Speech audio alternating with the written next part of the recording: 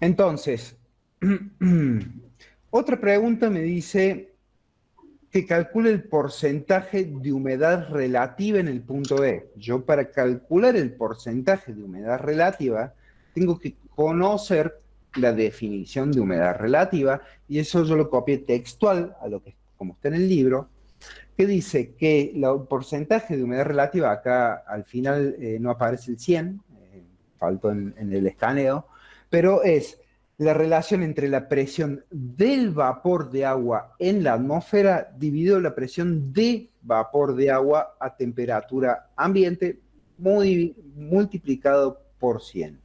¿Qué significa esto? Quiere decir que es la relación, ¿sí?, entre la presión de un determinado compuesto en las condiciones en las que se encuentra en ese momento, ¿sí?, de presión, dividido la presión de esa misma sustancia que debería tener a la temperatura esa cuando llegue al equilibrio. Es decir, que yo para calcular la humedad relativa tengo que poner en el numerador la presión que hay en el momento en el que me está preguntando el ejercicio la presión, dividido la presión que debería haber si ese compuesto estuviera en equilibrio a la misma temperatura. Bien, entonces, para calcular el ejercicio, a mí me pregunta el punto B, la humedad relativa del punto B. Como dijimos antes, el punto B se encuentra ya, es un punto que se encuentra en el equilibrio. Entonces, tengo que hacer la relación entre la presión de el punto B, donde se encuentra normalmente o donde se encuentra ahora en el gráfico, dividido la presión que este tendría en el equilibrio. Ahora, como el punto B ya está en el equilibrio, el numerador y el denominador van a ser iguales. Eso multiplicado por 100 da 100, entonces la humedad relativa es del 100%. Ahora, para que les quede un poco más claro, yo les pregunto ahora la humedad relativa en el punto A, ¿sí? Ahora yo, adicionalmente, esto no está en el ejercicio, les pregunto la humedad relativa en el punto A. Entonces, como el concepto de porcentaje de humedad relativa es la presión a la que se encuentra la sustancia en el punto donde se encuentra, dividido la presión que debería tener si se encuentra en el equilibrio, a la misma temperatura. Entonces, el punto A está a 30 grados centígrados y tiene una presión de 13 torr. Entonces, en el numerador va la presión de 13 torr. Ahora, en el denominador, como dije anteriormente, tiene que ir la presión que debería tener el compuesto A si se encuentra en el equilibrio a la misma temperatura. Es decir, que a 30 grados centígrados, el compuesto A, si estuviera en el equilibrio, sería el punto C. En el punto C, en el equilibrio, la presión es a 15, corresponde a 15 torr. Entonces, tengo que dividir 13 por 15 y multiplicarlo por 100. Eso me da como resultado que el porcentaje de humedad relativa va a ser 86,66%. Si yo tengo que calcular el porcentaje de humedad relativa del punto C, como está en el equilibrio, al igual que hicimos en el punto B, por supuesto que el porcentaje de humedad relativa va a ser 100. No sé si alguno de los profes quiere agregar algo O más. sea, yo lo que quiero agregar, Pablo, para que les quede muy claro, chicos, es que una misma presión de vapor para una temperatura puede indicar un porcentaje de 50, 30, 20, el que fuera, menor a 100 en la humedad relativa, y esa misma presión de vapor para otra temperatura puede significar el punto de equilibrio. Entonces, un poco lo que a veces vemos, uno dice, uy, hay mucha humedad, pero uno cuando a la noche baja la temperatura puede ver sobre la superficie de una hoja una cierta condensación de moléculas de agua. ¿Por qué? Y porque esa cantidad de humedad que había en el aire, que definía una presión de vapor a las 3 de la tarde no estaba en el punto de equilibrio. Pero a la noche, cuando con esa misma presión se fue bajando la temperatura, sobre la superficie de la hoja se enfrió y llegó a un punto de equilibrio que hizo que cambiara de fase, que pudiéramos observar las hojitas mojaditas con agua. Entonces, uno puede llevar estos conceptos físicos a cuestiones agronómicas que habitualmente podemos ver en la vida real de manera cotidiana. Entonces tenemos que tratar de hacer el salto de, con toda la claridad que explicó el profesor, todos los detalles, que un mismo valor de presión de vapor no necesariamente se va a significar que esté en equilibrio. Puede significar el equilibrio o puede significar a una temperatura determinada no estar en el equilibrio. Que eso le quede claro. Por eso el punto A, para la temperatura donde está indicado el punto A, no es el equilibrio, pero si la temperatura del punto A comienza a bajar, llega al punto B donde encontramos el equilibrio. Bueno, eso, Pablo, quería contarle, a lo mejor les puede ayudar. Sí, perfecto, clarísimo. Es que, por ejemplo, como dijo el profe Daniel, que muy bien lo dijo, el punto A, supónganse que es a la tarde y el punto B es cuando llegó la noche. Entonces hubo condensación y esa condensación se ve como gotas sobre las hojas de las plantas. Bueno, ahora voy a mostrarles el ejercicio 18 y les recuerdo, como dije anteriormente, esto al no ser una función lineal y ser una exponencial, no puedo hacer regla de 3 para yo calcular temperaturas o presiones, sino que tengo que utilizar una expresión matemática, que es la expresión que está acá, que la tiene en el libro, que es la expresión de Clausius, y bueno, no me va a salir el segundo, pero se conoce normalmente como la expresión de Clausius. Esperen que se me cambie todo. Acá está. Entonces, que esa expresión es la función de la curva, digamos. Claro. Sacada de forma experimental.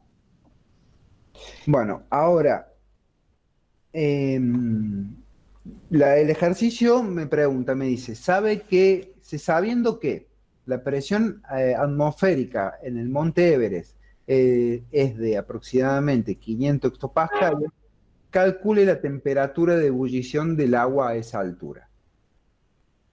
Ahí me da como dato y me dice que el monte Everest está a 8.800 metros sobre el nivel del mar. Entonces yo ya sé que si sobre el nivel del mar, yo ya simplemente con un poquito de lógica, de lógica cotidiana, sé que si sobre el nivel del mar el agua tiene un punto de una temperatura de ebullición de 100 grados centígrados y en el monte Everest, donde a nivel del mar la presión es 1, una atmósfera, o 1013,25 hectopascales, y en el monte Everest es la mitad, yo lo que debería esperar a priori que la temperatura de ebullición del agua sobre la cima del monte sea menor.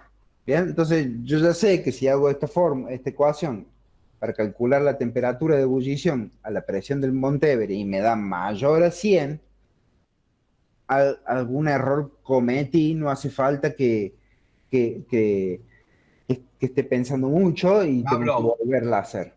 ¿Qué? Pablo, una cosita que me gusta mucho lo que acabas de hacer, Pablo, y lo que querría insistir un poquito.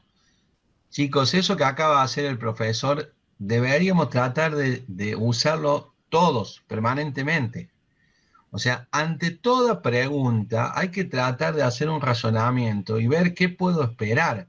Y lo vamos a ver ahora y lo vamos a ver a pregunta a posteriori. O sea, está perfecto lo que uno dice, porque uno siempre ante una pregunta dice, yo espero tal cosa desde la lógica. Entonces, si no me lo da, me tengo que preguntar qué pasó, pero no puedo dar por cierto si me da cualquier cosa. Entonces, es muy importante lo que acaba de decir el profesor. O sea, ¿qué voy a esperar que pase en el monte Everest, que está a 8.800 metros sobre el nivel del mar? ¿Esperaría que el punto de ebullición fuera mayor o fuera menor? Entonces, si yo llego y digo, no, va a ser mucho mayor, a ver, pensemos si es lógico lo que estoy diciendo. Entonces, no es lógico. Si me da cualquier resultado, si me da que ahí va a tener una temperatura de 2.000 grados centígrados, Y tengo que decir, yo no puedo aceptar eso. Sí, pero pongo la calculadora y me da eso. Bueno, estará mal la calculadora, pero hay que tratar de pensar en esas cosas. Es muy importante porque hay muchas cosas de la vida profesional que siguen un patrón de lógica de pensamiento. Entonces, aprovechemos esa otra herramienta que tenemos y apliquémosla. Gracias, Pablo. No, por favor. Entonces, la ecuación es el logaritmo de la presión en milímetros de mercurio. Fíjense que acá está la unidad que deben utilizar. Y que es igual a 8,8749 menos la relación entre 2235,8 sobre la temperatura en Kelvin. Y yo tengo como dato la presión en el Monte Everest en hectopascales. Entonces, lo primero que tengo que hacer es pasar esa presión a milímetros de mercurio, porque en la fórmula los parámetros que tengo que introducir de presión están en esa unidad. Entonces, acá les pongo, esto lo tienen en el libro, sé que 1013,25 hectopascales equivalen a una atmósfera, o que es lo mismo decir 700 milímetros de mercurio o 760 torres. Entonces, paso esos hectopascales a milímetros de mercurio. Entonces, 1013,25 hectopascales son 760 milímetros de mercurio, 500 hectopascales, que es el dato del ejercicio, X. Eso me da como resultado que 500 hectopascales equivalen a 375,03 milímetros de mercurio. Entonces yo ahora sí puedo reemplazar la fórmula de la presión, la presión, puedo reemplazar la presión en la fórmula y poniendo el valor de 375,03. Y el segundo término de la ecuación queda igual. Entonces ahora lo que hago es, esto ya es matemática, seguro que muchos saben hacerlo, pero bueno, lo vamos a hacer por las dudas para que les quede. Entonces lo primero que hago, resuelvo el logaritmo, hago el logaritmo de 375,03, que me da 2,57, el otro término de la ecuación no lo toqué. Entonces bueno, ahora lo que puedo hacer es pasar este 8,8749 para el otro lado. Como está sumando, lo paso restando, ¿bien? Por ende, en la parte derecha del denominador me queda la relación. Entonces, el resultado, luego, el siguiente paso es el resultado de esa resta, que es menos 6,3, y del otro lado me queda la relación, que no la había tocado, ¿sí? Entonces, ahora lo que hago es despejar la temperatura. Lo que hice acá lo hice en un solo paso, pasé la temperatura multiplicando por menos 6,3, y el menos 6,3 lo pasé dividiendo, ¿sí? Entonces me quedo que la temperatura, y si se fijan en Kelvin, es igual a la relación entre menos 2235,8 menos 6,3. Entonces, si fijan, ya me he quedado en la relación dos signos negativos, por lo tanto el resultado de esa relación va a ser positivo, y el resultado es que la temperatura de ebullición en la punta del Monte Everest es de 354,8 Kelvin, ¿sí? Acá a la derecha no está puesta la K, porque acá yo digo que es en función de Kelvin, entonces se sobreentiende que la unidad es Kelvin. Bien, ahora, para hacerlo un poco más fácil de ver, yo lo que hice fue pasar esa temperatura en Kelvin a grados centígrados. Entonces sé que la temperatura en Kelvin es igual a la temperatura en grados centígrados más 273. Entonces lo que hice fue despejar los grados centígrados y poner acá en la temperatura en Kelvin el valor de 354,84 y restarle 273, y eso me da 81,84, que esa sería la temperatura de ebullición en la punta del Monte Everest. Y si se fijan, tiene un poco de lógica con lo que hablamos recién y mencionó Daniel, que si estoy a menor presión, o sea, en altura, la temperatura de ebullición debería ser menor. Con eso, bueno, esa es la explicación del ejercicio 18. Como dijo Daniel, así como tienen que tener lógica, no solo que tienen que tener lógica para los ejercicios de presión, sino para todo tipo de actividad que ustedes hagan. En el caso de los moles, si ustedes tienen una solución que contiene alcohol, una botella de cerveza, ¿sí? Y le agregan agua, y yo les pregunto cuál es el porcentaje de alcohol de ese vaso de cerveza al que yo le agregué agua, no esperen que el porcentaje de alcohol sea mayor que el de la solución de cerveza original, si yo le estoy agregando agua, por lo tanto la estoy diluyendo, ¿sí? Entonces, a eso vamos, que traten de tener un poquito de criterio y de interpretar lo que dice, y para eso tienen que conocer qué significan las unidades de concentración, qué pasa con si yo disminuyo la presión en un sistema, bueno, todas las variables que hemos ido viendo a lo largo de esta semana. ¿Alguna duda sobre estos otra ejercicios? cosa, Pablo, otra cosa ya que entraste en ese tema que me parece bien. Yo siempre insisto que traten de leer bien los enunciados, porque nadie puede dar una respuesta de algo si no lee lo que le preguntan. Y a veces en el apuro se lee mal y se responde cualquier cosa. O sea, hay que tomarse su tiempo para leer bien, con la puntuación, con todo como corresponde, y después intentar resolver el ejercicio. Y si yo no entiendo y no sé qué tengo que hacer, no puedo hacerlo. No puedo buscar cualquier cosa, porque eso no ayuda para digamos, para lograr eh, acumular conocimiento. Sirve para llegar a cualquier grosería que hace cometer errores demasiado graves, digamos. Bueno, Pablo. Pablo, si querés, deja de compartir y yo comparto para aclarar otra cosa de este ejercicio.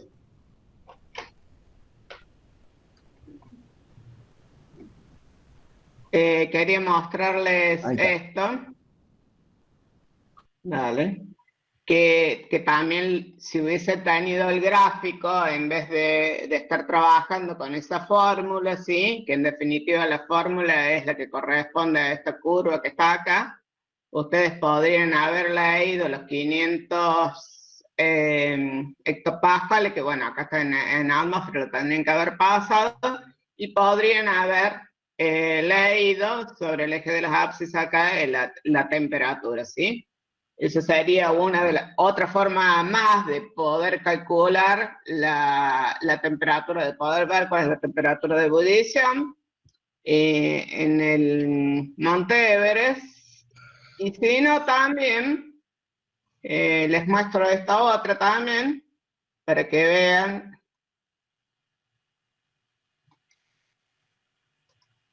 ¿Se ve la tabla? No, Betty, no sale. ¿Por qué demora la tabla? Ahí cargo.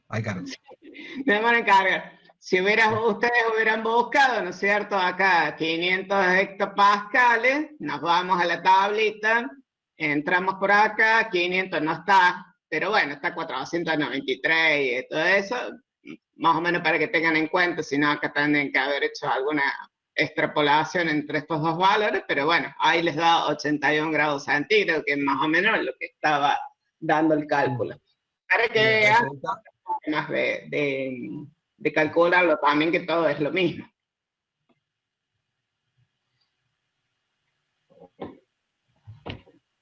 ¿Quedó claro, chicos? ¿Se aclara o oscurece?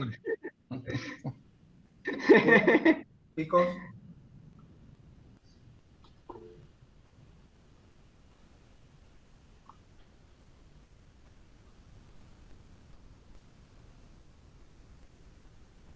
Parece que para los chicos quedó claro. Bueno, vamos entonces. Con eso concluimos, chicos. Entonces, bueno, chicos, espero que nos hayamos podido ayudar. Nos vemos entonces para seguro el próximo viernes 1 de mayo. Bueno, ya le avisará. Yo sé ustedes qué van a hacer, pero yo como lo procedí, así que no voy a dar consulta. la organizaremos. Va a quedar todo grabado, profesor. Bueno.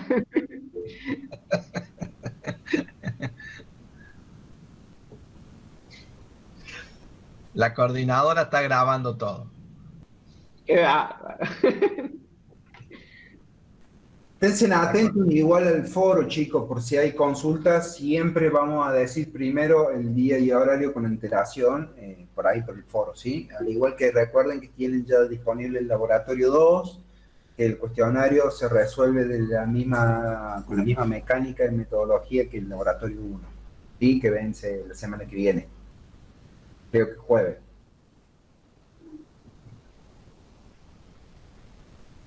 Bueno, ¿alguien más? Chao. Bueno, gracias. Chao, chicos. Muy atentos, chicos, por todo.